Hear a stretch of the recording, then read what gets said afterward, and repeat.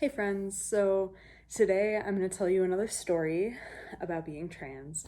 Um, this is about going on job interviews while being non-binary specifically.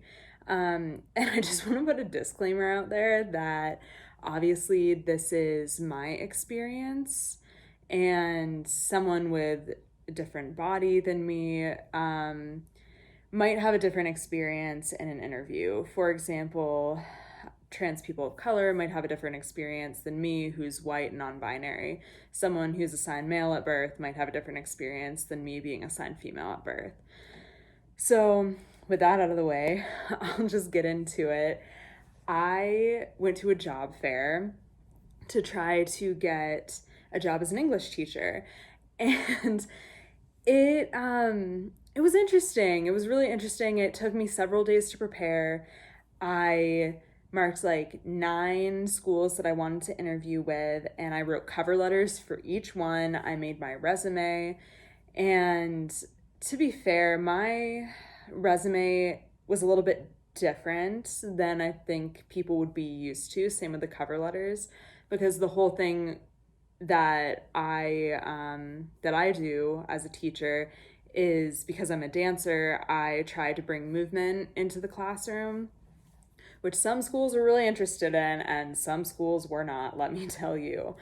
But I went into these interviews, this job fair, and the way I looked was a little bit different than now. Like I had my hair totally buzzed, which I love. I love that look for myself. I'm deciding to grow my hair out a little bit more now, but at the time, that's how I looked. And I was wearing a suit jacket and a button down shirt. I was dressed in a pretty masculine way.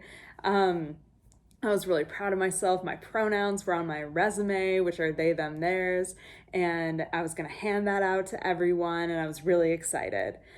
And so then I got there, and there's so many other teachers who are there trying to get jobs. And I'm walking around the job fair because apparently I can't read maps very well. And so I was wandering around trying to find all the places. And there were some schools that were like didn't seem phased by my hair or how I looked or my pronouns on my resume. One of those schools, they asked me how I taught, and I told them that I try to incorporate movement into the classroom. And immediately they said, okay, well, we're not doing interviews today, but we already know that we want to interview you.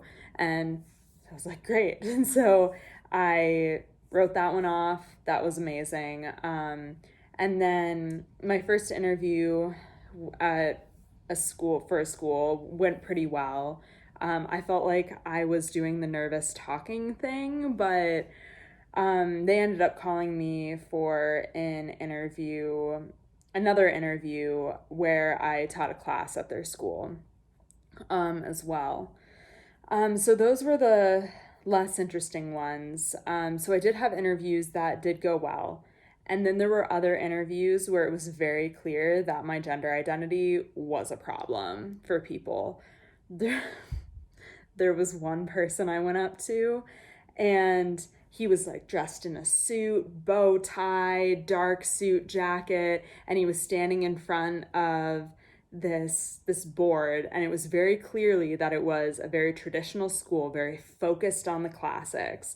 And so I couldn't tell them about how I try to incorporate movement into the classroom at that school. I had already talked to another school that was very classic based and traditional, and they're like, yeah, we don't want to interview you. We're not interested in that at all. So I was trying to spin myself in a different kind of way. But the whole time that I was talking, the guy interviewing me was looking me up and down. Like, he didn't really know what he was looking at. Like, am I looking at a woman? Am I looking at a man? Why is this person dressed this way?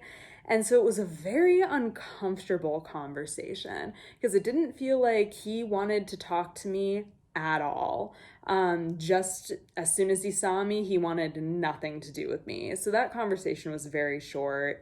And I had written a cover letter for that school, but I did not give it to him because I realized I didn't want to work at that school and they clearly didn't want me.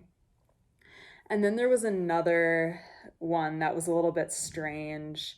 I did interview with them. I went up to their table and asked if I could sign up for an interview. And the first question out of their mouth was, "Do you have a master's degree?" Because they wanted all of their teachers to have master's degrees in their subject areas. And one thing that was working against me in general at the job fair is that I don't have a degree in education. I didn't go to school for that. I studied English, and at the time I was getting my master's in fine arts, or MFA, in creative writing. And I told them that I was about to have my MFA in creative writing, and this is the number of literature courses that I took and things like that as a part of my degree. And they said that that was fine and that they would interview me. So I was like, all right, cool. Got past a little bit of the red tape. And then the interview generally went very well. I think they were really interested in what I had to offer. And then I asked them, I said, "So I use they, them, theirs pronouns. I identify as non-binary. How do you feel that would go over at the school? Do you think that that's going to be a problem?" And they said, "Well, you can use your pronouns with the students if you want, but most of the parents of the students are Mormon and Jehovah's Witnesses. Most of our students have been homeschooled for most of their school career. And if the parents have a problem with you, we can't protect you." And that kind of took me aback, that they weren't even going to try to say, like, "Oh, we would be supportive of you as the teacher. Like, we would try to make sure that you felt comfortable in the environment." Basically, it was, "You're probably going to feel uncomfortable in this environment. The parents are probably going to have a problem with you, and we're not going to do anything about it." So that was really disconcerting and very uncomfortable for me to hear. The school itself seemed pretty good, so I still I gave them my cover letter and resume. Um, Suffice it to say, I did not get a call back from them, and I'm pretty sure it was because of my gender identity. I'm almost positive that they didn't call me back for another interview because of my gender identity, because they thought it would be a problem with the parents. Um, so that was another pretty uncomfortable situation. Um, and then there was one other one that was kind of odd. I I knew someone who worked at this school. I had met him at a transgender conference, and he was on a panel of transgender educators. And so I knew he had worked at that school. And so I went to interview with them, and I asked about my pronouns and stuff like that. Like, would I be able to use my pronouns with my students? Would I be able to go by mix instead of, which is MX, instead of Mrs. or Mr.? And they said yes. And then I said, "Oh, I know this person who worked for the school, and who tried to make a lot of changes. Are there a lot of changes being made within the school system?" And the interviewer got this deer in the headlights look. And I'm like, oh my God, I should not have asked that question. And so I realized that obviously too late. And she said, yeah, the school is beginning to work on basically on being more inclusive. Later, I found out actually the teacher I knew got pushed out of his position, because he's transgender at that school. He wasn't allowed to talk about his identity with the kids at all. And he was trying to change that. And then he was told that he could teach anything he wanted, but that he couldn't push his agenda as a trans person. So he was afraid that he couldn't teach anything to do with trans people without being accused of pushing his agenda and losing his job. And I think he was trying to push back against that, and ultimately it made him lose his job. So yeah, so that was also a kind of uncomfortable interview.